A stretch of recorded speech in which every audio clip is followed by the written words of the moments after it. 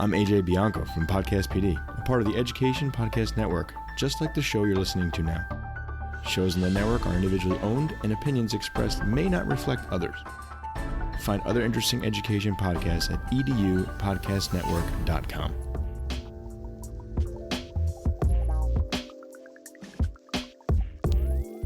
Hello, everybody, and welcome to another great episode of My EdTech Life.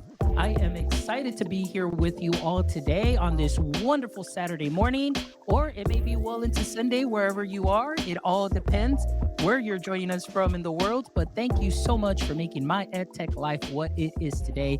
And I am so excited about today because we have two amazing guests here on the show. And I might add, one of these guests is our very first three-time guest on the podcast. So I would love to welcome to the show Dr. Matthew Woods and Dr. Sam Fecich to the show. How are you all doing this morning? Hey, good morning. Doing well. Excellent. Matt, how are you doing this morning? Good. I think that you were thinking about Matthew Wood for a second, and you said Matthew Wood. Oh my gosh, I am so sorry. Hey, it's all part of being live. Yeah, we were talking about Matthew Woods. So Matthew Woods, if your ears were burning, I said Matthew Woods because we have our first three-time guest, which is Matthew Rhodes. All right, Dr. Matt Rhodes, and then, of course, Sam Fecich. Matt Rhodes, my apologies to you, to all our audience members. It was a great talk, very energetic pre-show, and I'm highly caffeinated, but that's the way it goes. But I do want to say thank you to Dr. Matt Rhodes, who is our first three-time guest here on My EdTech Live. So thank you so much for everything that you've contributed from your very first book when we first met during pandemic. Then, of course, the second book. I know you've written more books, but this is the first time that you're on here for the third time. And obviously, so hopefully we're going to have a great conversation. But I do want to celebrate you and the work that you're doing. But also, Dr. Sam Fecich, we are both on the Edu Podcast Network. And, this is the first time that we connect too as well. And I am excited and delighted to have you on the show today as well, as you are also a well-known author. And you are also part of the crew that wrote this amazing book that we're going to be talking about, Crush It from the Start, 50 Tips for New Teachers. So, okay, let's go ahead and do that one more time. So, Dr. Rhodes, how are you doing this morning? Hey, I'm doing great. And I've just always loved the My EdTech Life podcast. It's something that I share in my newsletters to teachers in our consortia, and I listen to it all the time to listen to amazing educators, creators, to be inspired. And, I always appreciate the content you have on your guests, and it definitely inspires me. So I'm excited to be here this morning. Well, thank you so much, Matt. Checks in the mail, my friend.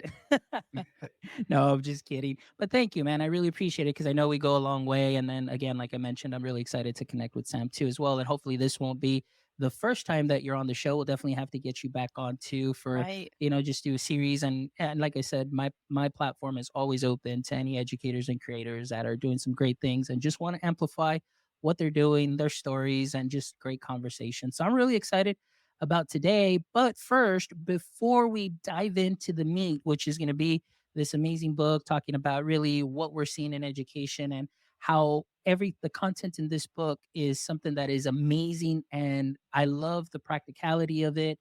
And for any new teacher, this is something that is easy to follow because you hit on so many important points that many of us wish we knew this before we got into education so we can be ready always to improvise, adapt, and overcome.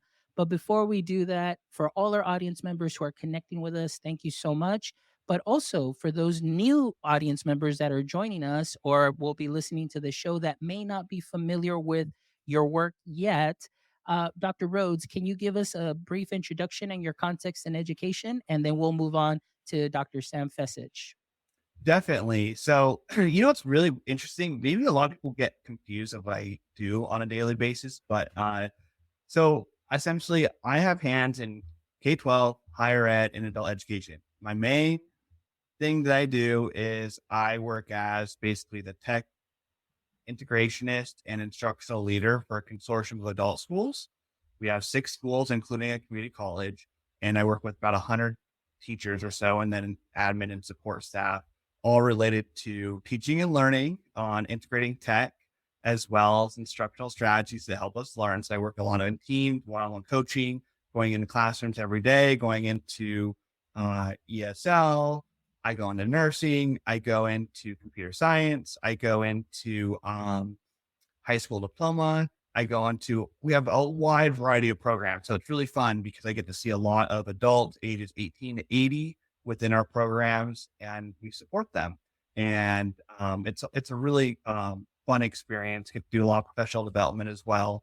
And I get to go to different schools every day, which is a lot of fun too, because you get to see different programs, schools, people, different dynamics. So that's the main thing that I tend to do. And then I also work for San Diego State University in the dual language, English language learning department. And I work with new teachers in multiple subject and single subject. So they teach in English and Spanish in the classroom. So we coach them in that process. And then I also work with doc students at my alma mater, Concordia University, Irvine, on their dissertation. So I have hands in these various areas. So that gives me I hope that gives me a good lens of kind of what's going on, and really enjoy it because I get to work with a wide variety of different people in education. Excellent. Well, thank you so much. And in between all of that, obviously, author, podcaster, and social media blogger, sharer, connector, and all of those things as well. So, thank you so much, Matt. Dr. Fessage, please, if you can give us a brief introduction, also, and your context in education. Yeah, of course. Well, I think what's really interesting about me and Matt, we are both former special ed teachers. So that's pretty cool. So we both bring that lens to the talk today. But yeah, so my day job is working with future teachers at Grove City College in Pennsylvania. So if you're a Grover alum, shout out to you all listening today, where I get to teach future teachers all about ed tech and special ed.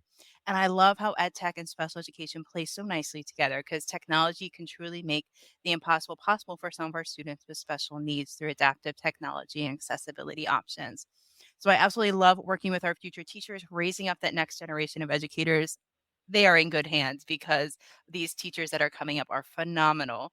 I also present at conferences locally and nationally about ed tech and special ed, and an author and podcaster, and a most important job, a mom and a wife. So yeah, love it. Love what I do. Love the impact we're making. And I can't wait to get into today's talk.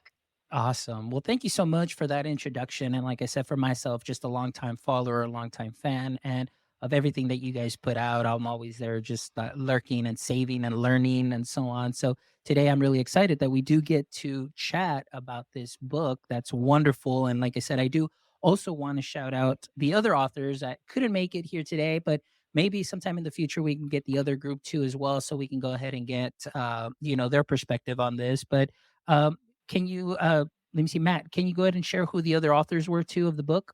Yeah, so we have Kevin Leichman. He works as an adjunct and consultant, and he focuses a lot on burnout and culture responsive teaching, equity. And so he discusses a lot of that in the book. So just if you're reading the book, there's different voices, but we have a combined voice as well. So just know that there's people that if you know us really well, then you may know what tips we wrote. But that's Kevin, and he's fantastic. And then we have Casey Jacobowski, who is the other author, and he writes a lot about, just for example, I forget what tip number it was, but the faculty room was his tip. Page And he writes 132. tip 32, right? Well, So no, it's on page 132. I did a little earmark on it. yeah, so he writes a lot of tips about like school culture, and also just some really just like practical things that you can do to just help make your life more sustainable. But each of those co-authors are fantastic to work with. And what was really fun about this book is that we really just hit the ground running and really just enjoyed the process. And we got this done quite quickly for a publication. And I can tell you that, it's very organic. We determined which tips that we wanted to, talk about based on kind of our expertise and our experiences. And it then just ultimately came together. It was I think it was one of my most fun publications to write. That's wonderful. So Sam, let me ask you. Okay, so first of all, all of a sudden, I know you said, Matt, you mentioned this, that you're writing this for a publication, but tell me a little bit about just the process of how all of y'all just ended up getting together. Sure, through social media, of course, because none of us have ever met in real life. So it was, I think it was through Twitter, and Matt reached out, and I was like, "Hey, can I bring Kevin along?" And Matt's like, "Yeah, I'll bring Casey." I'm like, "Okay, let's all meet up. This will be great." And then it was the sharing of Google Docs and ideas and Zoom meetings, and it was just a lot of synergy that got us going and excited for this project. What's also really cool in the book, there's 4 critical conversations that we have, and it's like you're listening in or reading um, our conversation that we had about different topics that are very timely for for being a teacher in 2022-2023 school year. So we talk about trigger alert, suicide prevention. We talk about critical race theory, um, and some other topics that are really true to being a teacher today. And those were really fun to do because we can learn from each other's ideas. We just kept bouncing off each other. It was just synergy is a great word for it because that's what it was. And it was a fantastic conversation. I got to learn a lot from my colleagues and we got some stuff for the book, which is great. Yeah, no, and see, and that's the one thing that I love is like all of you all got together and I mean combined. And I can't believe like all of that stuff. I know that you probably had more than what went into the book, but what went into the book was lovely because what I had seen, and I've been through several induction programs that usually will bring somebody in into our district. They have the program.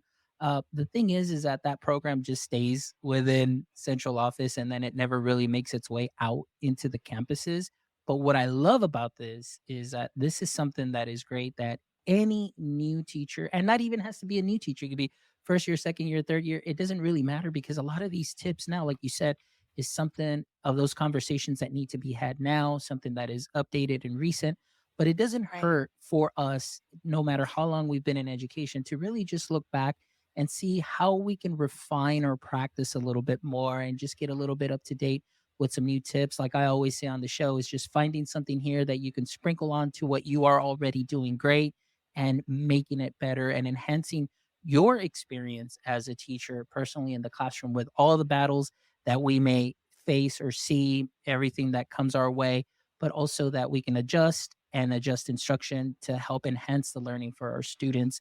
And that way they can have a way better experience. So, as I was looking through this book, as and seeing it, I absolutely love how you guys put down these like reflection pieces here that Those are my as a favorite teacher, parts. yes, that as a teacher, we can kind of just take it in, read through it, reflect, write things down. And so it also becomes your own little journal, your Right. own way to just have something in writing that you can always revert back to. And maybe someday in the near future, this can be passed along to somebody else too, with Oh. all of those notes and all of that wisdom shared to them. And so that's something that's really exciting for me as I saw this book. So And now, oh, I'm sorry. Go sorry, ahead. and that's why we made it so big, Mhm. so it can be a reflective piece. It's kinda like the size of a workbook, so we have those spots for reflection embedded right there for you to just jot them down as you're reading. Because the tip is great, "Okay, now what? Well, let's reflect on it. How are you gonna put this into practice?" Exactly. So let's go back and forth here. So Sam, I'll start with you first. I know that you work also, in teaching, and of course you're working with students all the time, college level students, and so on. But what have been some of the things that you've seen as your students come in and you're prepping them for, going into teaching? What have been some of the things that you see we need to do a little bit better in a college prep program? Sure, so I think just the ability to have, first, a growth mindset, being open to new opportunities, don't always stick to your schedule, be flexible. Another one would be okay with taking risks, trying something new. For example, if let's say we kind of always revert back to the way we were taught if we're in a secondary classroom, maybe it's a lot of lecture. So try something new, shake it up a bit. Just try it one time and see how it goes. Take a little step. Maybe try a Nearpod. See how students react to it. See how it does with your lesson design and your lesson delivery, your timing, your pacing, your engagement. student interest. You can do all kinds of different interactive pieces within there, but try new things, have a growth mindset, be open to trying these new things, and then reflecting on your practice. Because I think oftentimes we can go through the steps of, okay, I taught, what went well, what didn't go too well, what would I do differently? Okay, those are pretty lame reflection questions. Let's try to like sprinkle some glitter on them and change them up for each lesson that we teach. So being reflective in our practice is something that I wish I knew as a new teacher, because I'll be honest, I just kind of clicked off the box. I'm like, yeah, that sounds good. But truly being reflective is going to help you out in the long run. I tell my students, it's going to help your future self. Your future self will thank you when you've reflected on it now instead of like 3 months from now, and you can make those changes. Yeah, so I would say growth mindset, try something new, and be reflective in your practice. Absolutely. I love that. Now, Matt, going on to you, I know that you see all sorts of different perspectives, and now in your current role and what you're seeing, and obviously in what you're still doing and helping a lot of teachers, what have been some of the biggest obstacles this year that you have seen, and maybe like at the beginning, and compare it to what you're seeing now Well, I currently? think in K-12, it's behavior. I think K-12 behavior, I just posted the other day, that I think that in K-12 across the United States, many schools are in a behavior crisis, because there's a lot, I think of traumas going back from the pandemic. And I think there's a lot of politicization of things that have occurred, which have kind of eroded, certain things that you maybe, you know, it depends on either way you go on these issues, but I think that it does cause, problems for holding certain people accountable. And um, a lot of schools are facing that right now. And I feel really horrible for teachers because they're having to navigate this. And I ultimately want to create sustainability for them. How can they, support these students and navigate these challenges? And I think that we try our best to provide them with a handbook of doing so. You're never going to be perfect in being able to, navigate some of these challenges, but we don't want you to burn out. And ultimately, I think the goal of this is for you, how can you do this in a way that is just that's sustainable, given that there's a lot of external things you cannot control. And so when I'm thinking of K-12, I really wanted to focus on that. So that was, a lot of our tips and a lot of just kind of what we were discussing in the book.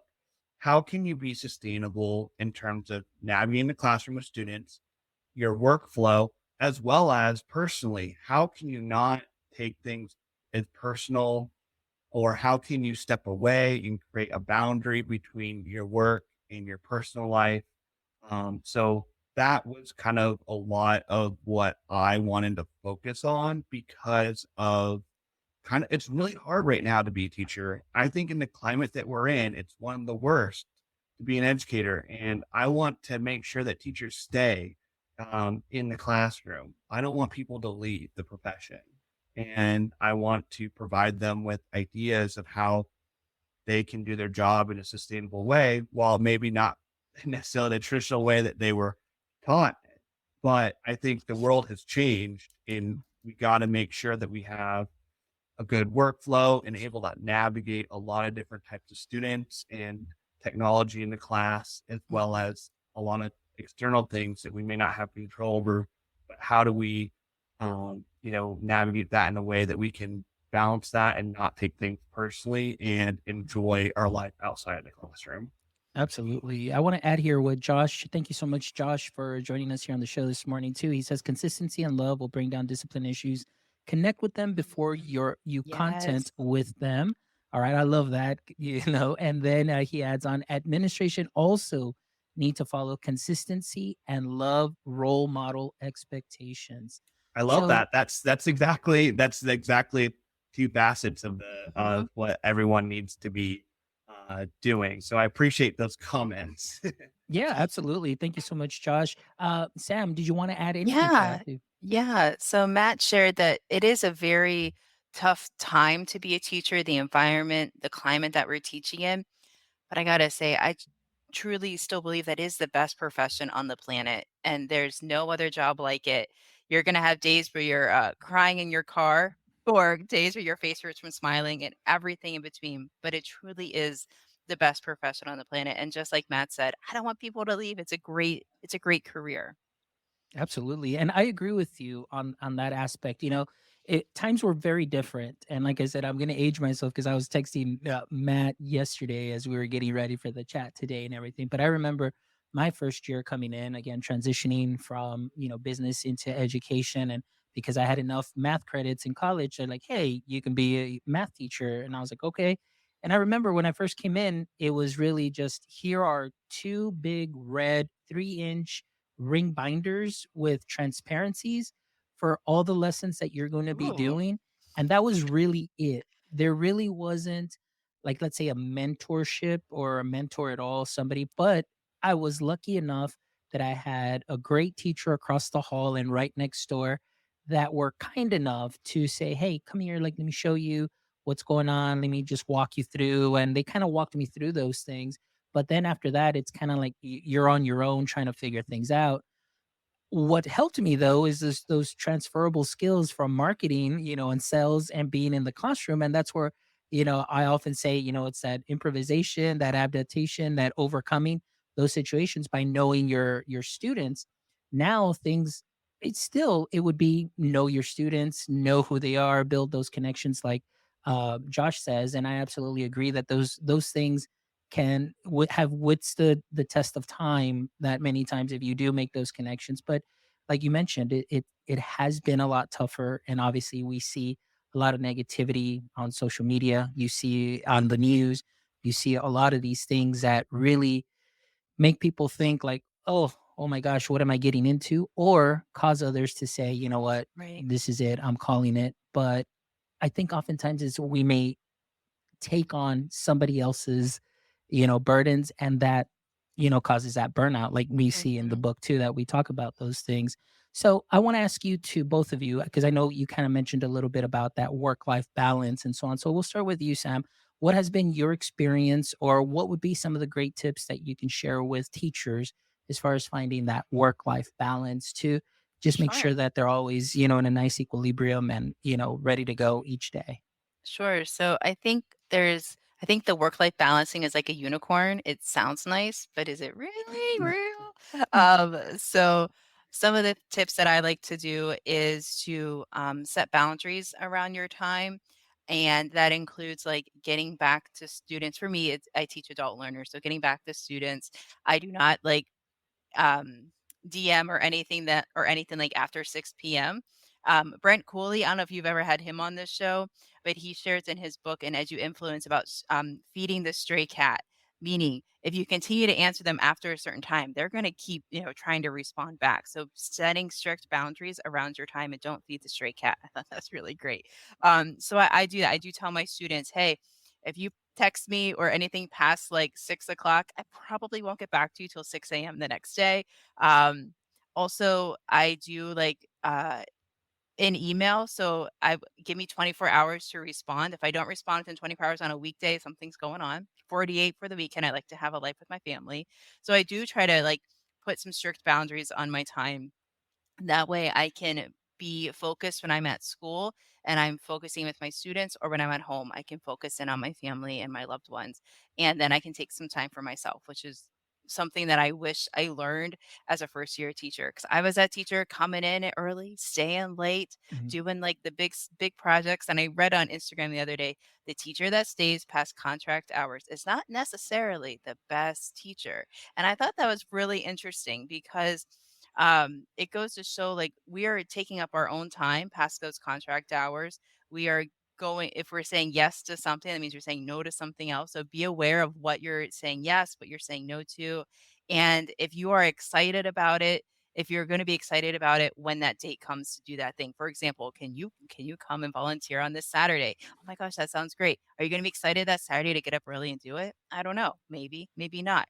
So a great way to like kind of someone asks you, "Hey, can you do something or can you volunteer this extra time? Let me think on that and get back to you." Something like that. So you don't say yes right away because yeah, I'll do that. That sounds great. I'm like, well, let's think about it. Do I have time to do that? Do I have the bandwidth? Is it in my wheelhouse? That type of Mhm. thing. So I setting those strict boundaries. It's hard. Some days are fuzzier than others, but um, I think if you start practicing saying no, it's okay to say no. First year teacher, you do not have to say yes to everything. And practice leaving on contract time at least 2 times a week. See how it feels. Don't take anything home. See how it feels. Get a like a buddy to go with you to leave at 3 o'clock out the door. Let's go. So those would be some tips that I wish that I knew about as a first year teacher. Oh, absolutely. I remember sometimes even in my feed, I see pictures of myself like saying, "Hey, just leaving," and it's like 6:30 or 7. Of course, at the Yeah. time I was single and I was like, "Okay, That let me time of go ahead life. and prep."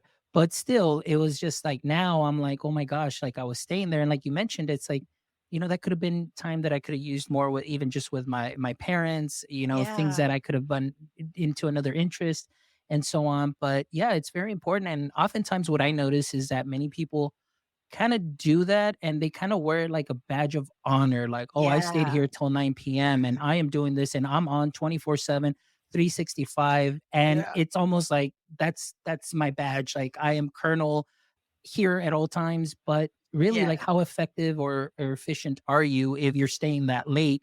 Maybe you're taking on too much that it's causing you to stay that late rather than prioritizing what you need to do. So yeah, something to think about there. I kind of want to add just a couple of things here that Please. Josh sent because I do want to share these comments because these are great. So Josh says here, we are the best profession, the profession that creates all other professions. Yes. Yes. Then he says here, the best teachers and administrators know how to marker to their kids, and their parents are maybe marketing or a marketeer or something. But Yeah, yeah, probably that's so. absolutely great. And Amanda Macias also love this comment. Systems should be set up so that burnout Oh, isn't yes. normalized in Yes. education. All right. So Matt, how about yourself? Any thoughts, any ideas as far as what we're seeing? I know, like I mentioned, especially on TikTok, there's that other side of TikTok that is really like, and maybe you've heard Maggie Perkins too. She's been huge. She's been blowing up. She was actually on my show and she, career change from teaching to Costco and just talking about the differences and similarities between working in both, but it was just too much. So, what are some ideas that you have or that you have seen that can help teachers, combat Yeah. that burnout? So I think what Sam says is it's key regard to boundaries, but I also think it regards to think less is more with your workflow. There are certain things as a teacher you just don't have to do. I think people spend way too much time just thinking about that creative, like sparkly lesson, which I don't think is necessary. I think utilize 5 to 10 different templates for various parts of your lesson and utilize instructional strategies that go with that and focus on content agnostic instructional strategies. So thinking routines are just traditional instruction going from modeling, guided practice, pair share to independent practice, then come back whole group, provide whole group feedback. I mean, keep it simple, get good at those simple things. You don't need to, develop a new, huge, awesome project for 25 different students in your class. That's not sustainable. I think you can put in things like project based learning, but you have to be really consistent with what your expectations are for yourself. And I think another thing is to not grade everything at all. I mean, just if you're going to grade, then maybe grade one thing a week or make it very much an assessment based thing that you're grading each week. That's why I like, if we're going to go with any sort of grading model, I like the standard based grading approach because then you can go back and complete the tasks or problems that you need to work on. And then you can earn, on that rubric from that 3 to 5 or whatever you have it based.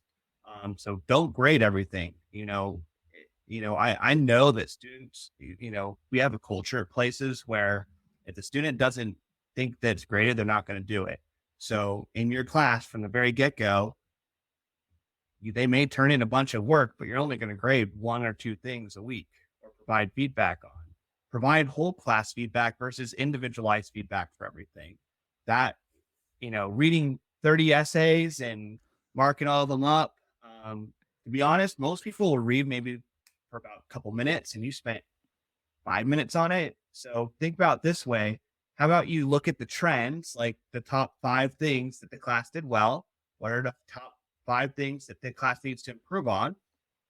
Discuss that, model that after the fact, and then if the students are still struggling, go work with them individually to see what the problem is. And you may have already flagged a number of them because you've just scanned them and seen that. So that's another strategy. So I think that we really need to think about the workflow piece almost as much as important as the boundary piece, because if you have a good workflow in terms of your instructional um, flow, then it's going to be more sustainable. And if you're consistent with those 3 to 5 strategies that you're using all the time in your class, and I really think that you do that versus trying to recreate and build everything from scratch, then you're gonna save a lot of time and you're gonna save a lot of sanity, I think. And it keeps it simple and clear for kids. We want a high degree of teacher clarity. When you keep it simple, your clarity is likely to be higher. Absolutely. Before we move on to Sam, let me go ahead and just add this because Amanda, I love what she put here. It says not everything needs to be written on or a worksheet, and then of course, conversation is powerful too as well. All right, Sam, anything you'd like to add on the topic of grading? Yeah, absolutely. So my first thing would be to batch your grading. So pick a day that's your grading day. And so for me, that's Friday. I know it's not fun for Fridays, but it's my grading day. So I sit down like, all right, I'm going to grade everybody's project A or response A, whatever they did. And then that way I can go ahead, I can see some themes. Also having like a key for like feedback. So like this response is like, yeah, you definitely hit the mark. You got all the you met all the points, you met all the criteria, nice example, like those types of things. And then having like a response for it. Let's work on this one part. Let's clarify this a little bit more. So having like some key responses that you're putting in for feedback and being timely with your feedback. With your students. So having a key or something like that could really be helpful. I had a colleague who had an Excel spreadsheet that he somehow, I don't know, Excel is magical. He put in a number and it popped up with like the comments. I'm like, wow, that's amazing. And that took a while to like start to get used to. I'm like, that's really cool because if you're doing similar feedback across, say, those 30 essays, you can pull some of those pieces, tweak it a little bit for the student, and then you're not like wasting your time retyping the same comment or a similar comment throughout. Or how did I phrase that last time? So having like a library or like a key of sorts when you're giving feedback and batching that content could be really helpful when grading. I love that. And touching on what Matt shared too, as far as routines and workflow. I personally, this was one of my favorite, the in-person classroom routines and combining digital. So it was this section of the book right here where you also have a table where Yeah. you can share whether it's in-person routine or digital routine and what Mhm. you can do. So I mean, this book is just so practical. It's like you mentioned, it's your journal, it's a living document. You can go back and forth and just change and tweak things and so on. So that's what I love about this. But going along with grading too, as well, I wanted to add my last 4 years that I was in the elementary level, I was doing, I think it was like fifth and sixth grade. Those 2 years, I think I did sixth, and then 2 years that I did fifth. But grading, I was kind of doing ungrading before I learned about it. But really, what it was is everything was kind of like a project based, but everything was consistent all week. I did science and social studies, and I did math. But really, I wasn't grading every day. I was grading like major assessments and projects. But what I would do is we would start the unit at the beginning of the week. I do my initial teach, then the students would have their time to do their discovery, get engaged or learn more about the topic. But usually, what I would do is I would pick teams at the beginning of the week, or they would pick teams depending on the class and the structure and everything. And it was, all right, guys, this is what you're going to prepare. And I already had an outline for them for each section of the chapter, the book, and then say, okay, you guys are all going to work together and I want a finished product. And I told them it could either be a Google slide presentation, but you will be presenting in front of the class. You can do something with Screencastify. You can go ahead and you can even write if you want, or you can draw if you want to do a poster. So those expectations were there, but I did give them a rubric of what needed to be included. And what that did is it kind of set the expectation of what they needed to do. And they didn't focus so much on the grade, but they focused more on the learning because they wanted to make sure that they can check off all the boxes, max out on points, and so on. So it wasn't always like that question, well, like, is this going to be for a grade? Is this going to Yeah. be for a grade? They knew that it was going to be for a grade because at the end it was going to be a finished product. And what I loved about that is, I had learning artifacts that were both physical, they were digital. And the plus side on this too that I found out those 4 years is when I did need to go into an IEP meeting or a 504 meeting, I was prepared with digital learning artifacts I to love that. share growth from the beginning of the year to that given point in time where a student maybe get their IEP or 504 adjusted and saying, "Hey, look, I want to show you where they are now. Maybe we can tweak a couple of things, whether they needed a little bit more or less support." But the evidence was there, where oftentimes I've been present at IEP meetings where, they'll ask the teacher, it's like, so how are they doing? Well, they're failing. Well, why are they failing? Well, they're not passing the test. Well, why aren't they Oh. passing the test? Well, they're just not studying. But the only evidence is just that final assessment where they Hmm. have the 70, but there isn't anything showing like, hey, like what was the process? What was the teaching component?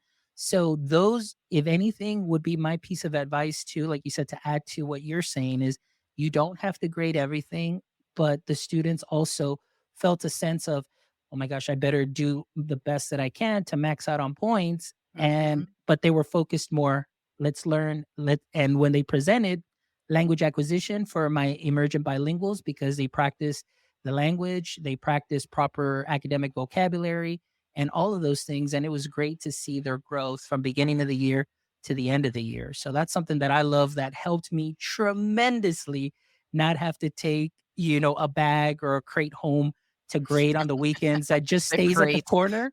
Yeah, stays at the corner and it's not even checked. And all of a sudden it's completion, completion. It's all good. Yeah. So just some tips there, something practical. But yeah, I absolutely love what you mentioned about that.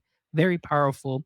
All right. So let's go back to Matt here. So, Matt, as far as the book is concerned, the layout, I'm looking here at the layout. I love the way that you grouped everything all together here. So, tell us a little bit more for all our audience members here. You know, how did you come up with the idea of, the progression of the book? Yeah. So we when we're designing the book, we had a couple questions of, some person can go and read this book and look at any tip they want and see what they would like. But at the same time, we also felt if it was a new teacher or even a pre-service teacher that, hey, you're starting at, hopefully, more towards the beginning of the year, and we focus more towards building that person's repertoire as they go through that school year. So I think that we designed it in a way that, someone can look at it and read it from tip number 1 all the way to tip 50, as well as just anyone wanting to put in the, look at any tip they want. They can go in at any time and read that tip or critical conversation. So either way definitely works. Em, how about your thoughts? I like that the way the layout is, like we talked about earlier, there's a tip and then there's an action part. Yep. So I can read this. I don't know about you, but I like to, all right, I read it. Well, now what do I do? Here, it gives you a critical question to ask or a reflection question to ask yourself. And you can also share it out on socials. We're trying to build that new teacher, beginning teacher community through the hashtag, which is a lot of fun. And we've noticed a reader has one reader in particular, Reese Gruns, has been posting, oh my gosh, this tip is great. And then her reflection on it, which has been really powerful for us to see how individuals are using the book as a reflection piece, but then also how they're implementing that. I love it. And so Amanda has a question here. Her question is, does your book have a building a classroom climate and culture section? So Matt, I I don't would know if have to you'll look at answer the that. glossary right now, but I'm I do pulling it believe we up. touch on it. I do believe we touch about that quite a bit Yes, throughout multiple tips. So yeah, Amanda, and I can vouch for that. That they do not necessarily like in those words, but the climate or building a good climate and culture in this section. One thing that I loved here that they had, it was a table of finding student strengths, and to me that is something that's great. As you get to know your students, you want to know what some of their strengths are, their weaknesses, because then that helps also build that culture within the classroom and how you can go ahead and help. So that's one useful tip also that I found because again, just personally speaking, coming in from that marketing and sales, it's I got to know my customer and I got to know how they're going to buy the subject. I got to know how I'm going to sell them algebra, science, math, social studies. So then I got to play to their strengths and then build up their weaknesses during that time. And also the good thing about being a salesman is that sometimes there's things that you don't need to sell on a student because they may not need it at the time. So it helps you adjust. But that's one thing that I love too, as well, as far as the strengths. We also talk about the power, I think it was mentioned earlier, of knowing your students first before you teach them the content. So the Yeah. power of relationships over starting that content from day one. So we have something like bye bye syllabus day one. So we're not even going to discuss it on the first day. We're going to focus more on building those relationships. No matter what grade level you teach, K through adult learner, building relationships is key.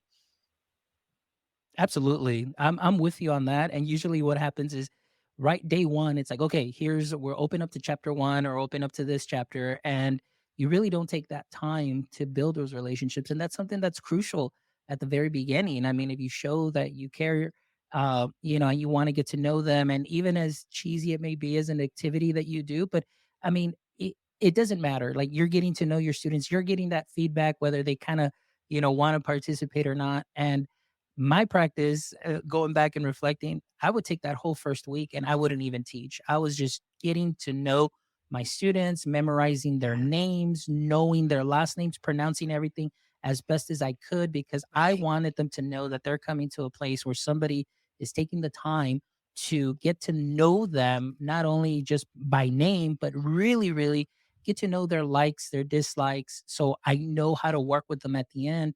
Oftentimes teachers would tell me, it's like, you're spending a whole week, like you haven't even taught anything. I said, I guarantee you that the return on investment and the return on instruction is Yes. going to be much greater as I move through, because I'm going to have less discipline problems, because I have already built that culture, that expectation. We know what we're going to be doing, and everybody knows each other's strengths and weaknesses.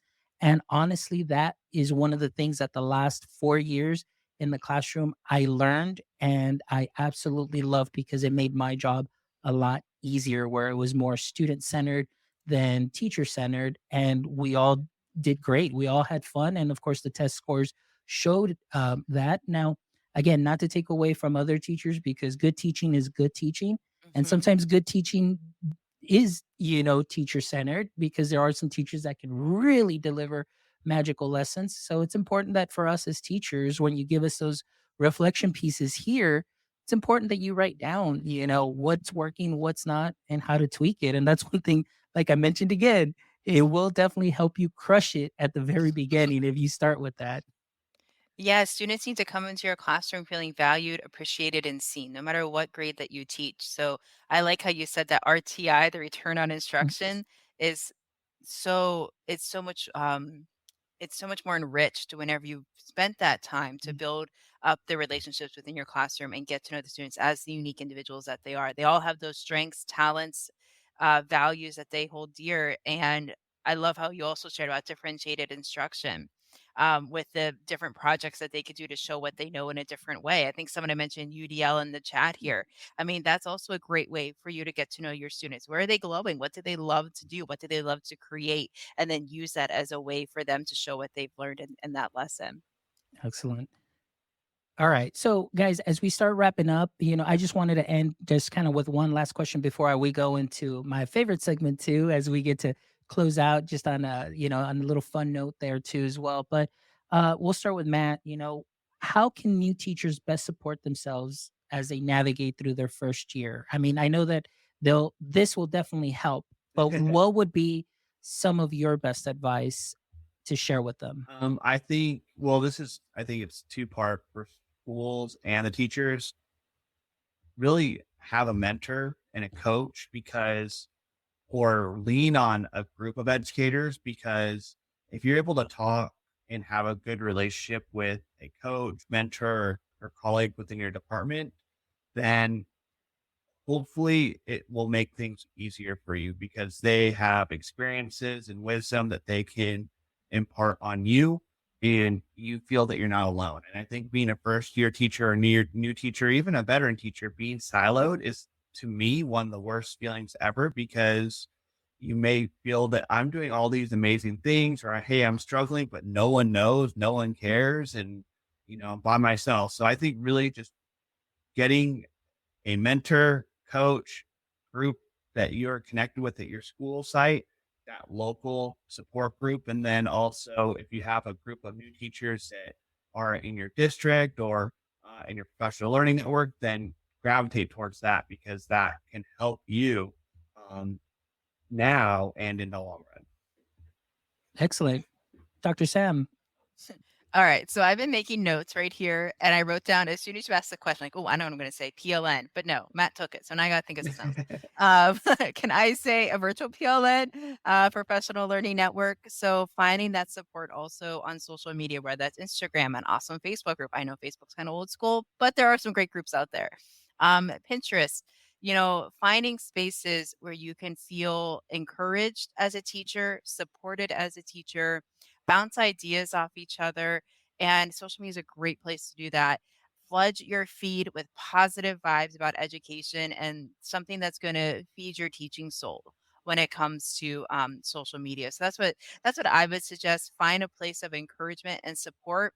Not only be a lurker and a learner, but also share out what you're doing because you do have value as a first year beginning teacher. People want to learn from you. You just got out of college. What are the newest, latest things that you're doing? What's some cool research stuff that you're rocking and rolling with? So share out the great stuff that you're doing in your classroom. Get ideas from others and just make it this positive place that celebrates the best profession on the planet, like we have shared earlier. Yes, it's tough. Yes, it's a really strange climate that we're teaching in now, but it truly still is the best profession on the planet. Absolutely. I love it. And I want to give a big shout out also to Jill, who's joining us here. Says joining in late, but excited to see these great humans do what they do best. And Jill also added here, like you mentioned PLN, and I always shared this too. So I echo this, the professional learning family, and Yes, that's one thing that I yes. always say. It's like if you're a guest here on the show, your family, if you follow me on Twitter, your family, because I'm learning from you. And that's really what it is, just making those connections and you're absolutely right. It is so important. And again, just for teachers also to not feel, although you feel like you're in a silo within your building, because we know that the building climate can be very, very difficult to navigate too as well. But the fact that you can reach out to anybody through social media, so it doesn't have to be in your building, you can reach out to somebody even within your district or outside because it's always great to get different perspectives and see things through a new lens. And that's what I have loved about my time on Twitter, on Instagram, on all socials, and obviously doing this podcast, being able to get, wonderful educators, practitioners such as yourselves, and learn new things because I always say you always got to be ready in season and out of season. So the more that your I skills are like that. sharpened, yeah, the more that your skills are sharpened, the easier it'll be for you to improvise, adapt, and overcome. So that's what I love. Well, it has been an amazing chat. Matthew Rhodes, Sam Fessich, thank you so much for a wonderful time. Again, as always, I appreciate the work that you do on your own. I appreciate the work that you do as a team. And of course, thank you for this amazing book, Crush It from the Start 50 Tips for New Teachers. Please make sure that you go out and get your copy as well. I have dropped the link in the chat as well. So you can make sure you can find that on Amazon. And I'll let you guys right now share out also your socials. So we'll start with Sam. Sam, for all our audience members watching, listening, what's the best way that they can go ahead and connect with you? Yeah, I love connecting over on Instagram. You can find me at sfessich. That's SFECICH. And you can find my work at sfessich.com. Like to keep it simple. Excellent. And Matt, how can our audience members connect with you? So on Twitter, you can find me at Matt Rhodes 1990. On Instagram, Dr. Rhodes EDU, and then you can check out my blog, podcast, and everything else that I have going on at MatthewRhodes.com. Excellent. And all of that, guys, will definitely be in the show notes as well. So you can make sure you check that out once you check out the replay and go to our website and so on. So we'll make sure we don't leave you hanging. You will definitely get that contact info. All right, guys. So as we wrap up, this is one of my favorite spots of the show too, where we kind of end on some questions here, a little kind of, serious and then a little lighthearted and so on. So we'll start with Matt first. Matt, this is going to be the first time you answer, or this is the first guest that will answer this question 3 times. And each time I know he's had a different answer, but we'll see what his answer is today. So, Dr. Matt Rhodes, in the current state of education, what would you say is your current edu-kryptonite? All right. So edu-kryptonite is being something that is very difficult, correct? Yeah, something that like, you know, Okay. yeah. What's going on for me that is, I guess, way to frame it is, I would say that there's a lot going on right now and just trying to narrow my focus on things. I mean, to be honest, I have a hands in a lot of different things, and I'm really trying to think about like what's the most important things for me and what can I narrow it in on, and what can best help the teachers that I'm working with now. We're at February 11th during this recording, so what right now in the school year can help the teachers that I'm working with, navigate this time of the year, because I know it's a bit of there's not that many breaks right now between January and spring break. So how can I support my teachers right now? I'm really not trying to teach them a whole lot of new things until in the next month or so, when we start another large professional development series. But right now it's like, maybe I don't bug them as much, or maybe I just come in and say a nice compliment. So I've got to think about right now what's the best thing for my teachers, which is what I'm thinking about right now. And that's my Excellent. challenge. Excellent. Sounds good. Thank you.